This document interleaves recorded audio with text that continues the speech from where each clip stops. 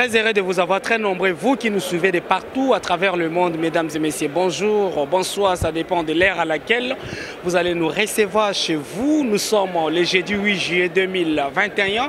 Nous sommes en direct au niveau de l'Assemblée nationale où la proposition de loi sur la congolité qui a été faite par les candidats malheureux aux élections présidentielles de 2018, Noël Tchani, vient de se faire à travers le canal du député national Nsingi Mpululu Pichu qui vient de se faire ici en ce moment même. Qu'est-ce qui va se passer? On prendra l'intégralité des points de vue juste après le dépôt de cette proposition de loi en rapport avec la nationalité congolaise pour briguer la magistrature suprême en République démocratique du Congo. On est en direct ici, on vous laisse suivre cet événement. No comment, on va y revenir dans quelques minutes. Suivez.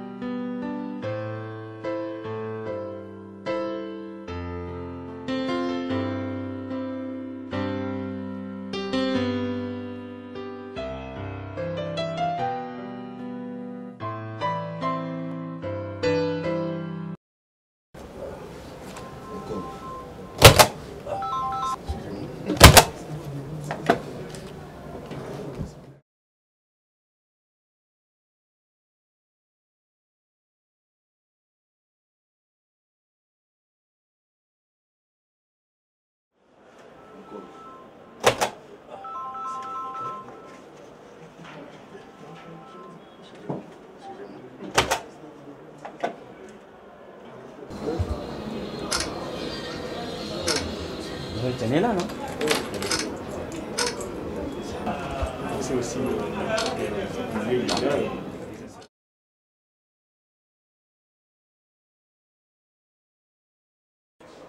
tous les Congolais sont les mêmes. Que vous soyez 1%, 10%, 50% ou 100%, nous sommes tous Congolais. Mais nous voulons simplement, pour des raisons de protection de la souveraineté nationale, nous assurer que ceux qui peuvent avoir accès à certains postes, certaines fonctions, ces personnes-là seraient 100% loyales à la République démocratique du Congo. Je voudrais vous donner un ou deux exemples concrets pour que vous puissiez bien comprendre cela. Imaginons un chef d'État de la République démocratique du Congo qui serait par exemple 50% congolais et 50% un pays étranger. Je donne l'exemple, le Rwanda ou bien l'Ouganda. Et s'il y a un conflit entre ces deux pays-là, la RDC, le Rwanda ou bien la RDC et l'Ouganda, ce chef d'État qui aurait un parent rwandais, un parent congolais, il prendrait des décisions en faveur de quel pays? Il serait très contrarié. Pourquoi? Parce que, à supposer qu'on arrive par exemple à des actions militaires, ce chef d'État ne peut pas décider de bombarder le Rwanda de son père, ou bien l'Ouganda de son père, ou l'Angola de son père. Nous voulons nous assurer qu'à ce niveau de responsabilité, qu'on ait des chefs d'État qui soient 100% loyaux à la République démocratique du Congo et qui prennent toutes les décisions totalement en faveur du peuple congolais. C'est ça la justification de cette loi. Deuxième argument en ce qui concerne la nationalité.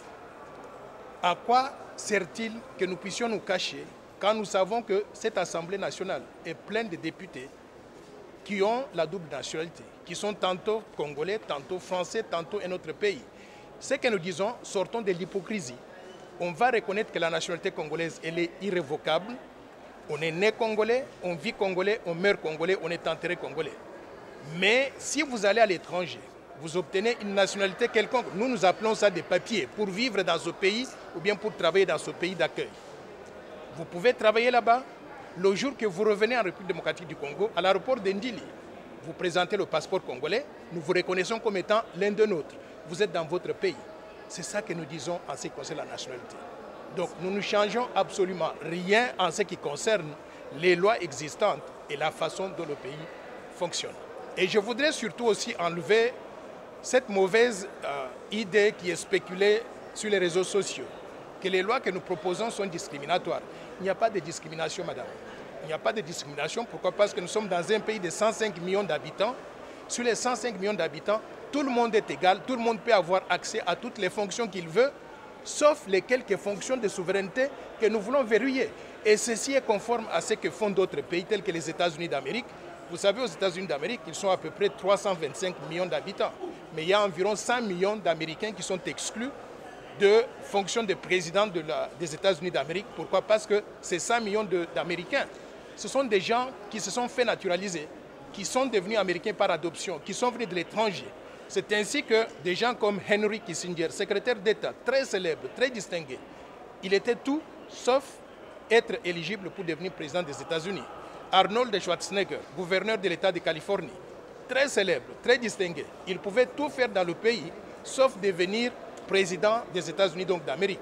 Si les Américains, qui sont la démocratie la plus avancée donc, du monde, ont pu prendre ces protections-là pour protéger leur souveraineté nationale et éviter l'infiltration au sommet de l'État, nous, une jeune démocratie, on devrait faire même davantage que ça.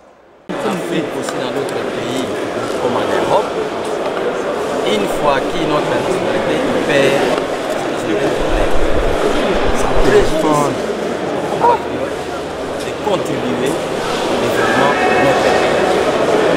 Alors, cette loi est la réponse pour ceux qui se posaient la question si double nationalité, on va avoir 10 nationalités, vous ne perdez jamais la nationalité. Ce qui veut dire en d'autres termes, la nationalité congolaise est irrévocable. Tu es né congolais, tu grandis congolais, tu mourras congolais, on va t'enterrer congolais. C'est-à-dire quoi? Nous donnons la possibilité à tout Congolais, de partout, de jouir de tous les droits des Congolais. Il est inacceptable. Par hospitalité, nous avons accepté les réfugiés au Congo. Nous avons accepté d'autres personnes au Congo qui soient congolais. Et ils accèdent aux fonctions. Ils prennent part dans les partages, dans les droits politiques même. Ils sont ministres, députés, sénateurs, mandataires, généraux, ainsi de suite. Nous avons dit, ok, la République démocratique du Congo, c'est une nation tribie. J'ai souligné bien. La République démocratique du Congo, c'est une nation tribie. Ce qui signifie quoi? La loi est une expression générale d'un peuple. Nous avons vu la loi de 1964, la loi de 1968. Nous avons vu la révision qu'a porté le directeur de cabinet du maréchal Mobutu en 1972. Nous avons vu la loi de 1977, 78. Et les Aïrois, à l'époque, ils avaient compris que l'hospitalité devenait un ennemi.